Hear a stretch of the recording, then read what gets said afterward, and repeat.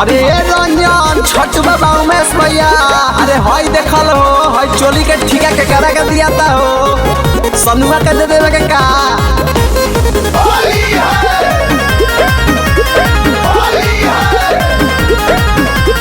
Mixed by Raja Rajesh. 16 से 20 बरिस के जतना दरजी बाणे भाई हो। 16 से 20 बरिस के जतना दरजी बाणे भाई हो। होली में चोली सिए के ठीका, होली में चोली सिए के ठीका उनके के दियाई हो। होली में चोली सिए के ठीका उनके के दियाई हो।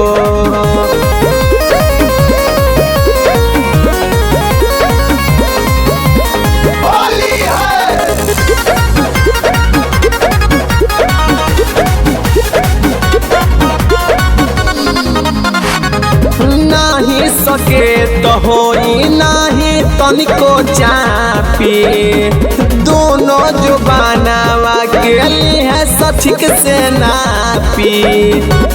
सुनो नाही सके तो होई नाही तनिको चापी, दोनों जो बनावा के है सठिक से नापी।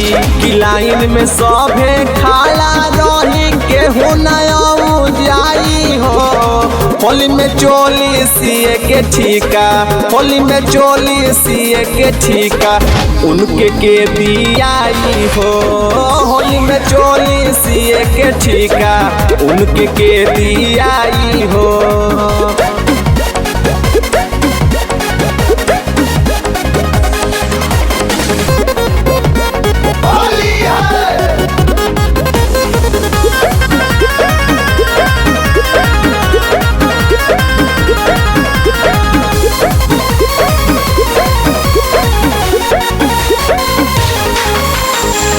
केहू नहीं आई भीतर होई देख रेख हो।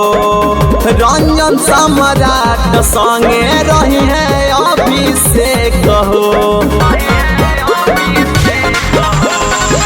केहू नहीं आई भीतर होई देख रेख हो।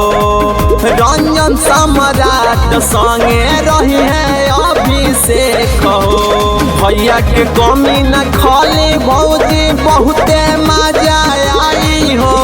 होली में चोली सिए के ठीका, होली में चोली सिए के ठीका उनके के दियाई हो।